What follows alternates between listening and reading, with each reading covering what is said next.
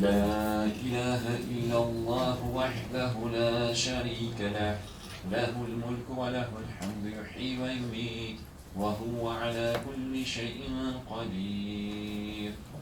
إلهي آمين اللهم تقبل.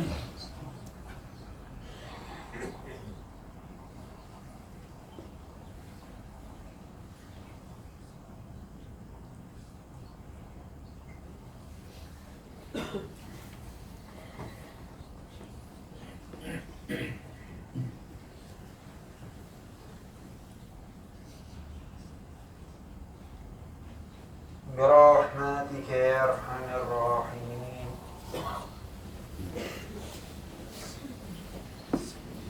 أعوذ بالله من الشيطان الرجيم.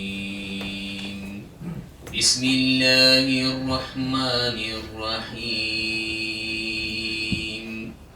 إذا جاء نصر الله والفتح ورأيت الناس يدخلون في دين الله أفواجا فسبح بحمد ربك واستغفره إنه كان توابا.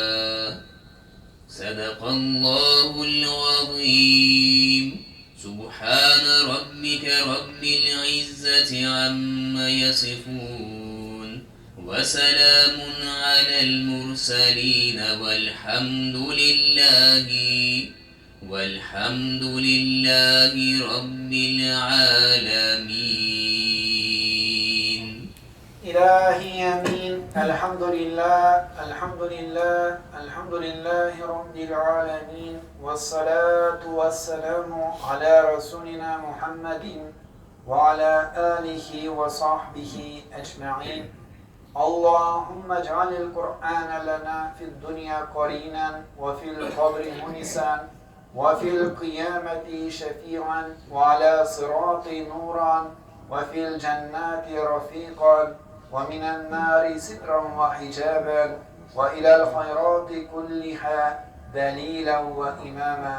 Ya Rabbim, bizden taraftan kılgan cuma namazımızını, kılgan dualarımızını, tesbihlarımızını, okulan Kur'an ayetlerin, surelerin kabul kılıp ecir sevaplarına eriştirsen idi.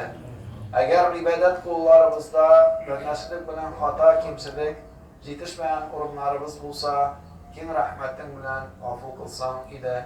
Ya Rabbim, ecir sevapları Kur'an okulumuzda Seyyidli Peygamberimiz Muhammed Aleyhisselam, Alem Aleyhisselam, barlık peygamberler, enbiyelerin ruhlarına eriştirsen idi.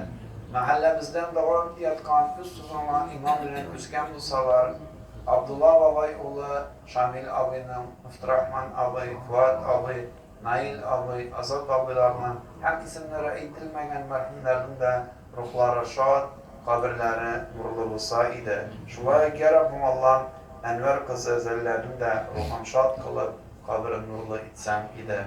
Ya Rabbim ise bulganlarımızga imanlı, ibadetli, uzun, hayırlı ömürler geçirip şun Müslümanlar bulup yaşargan nasip et. Aldığımızda durgan Rabi'al avval ayların sizge bereketli kılsan idi. Bu aylarda tağında kübrek salavatlar eytir, tağında kübrek Peygamberimiz Muhammed sallallahu aleyhi ve sellem'nin turmuşun irenip onun sünneti boyunca yaşarga nasip etsen idi.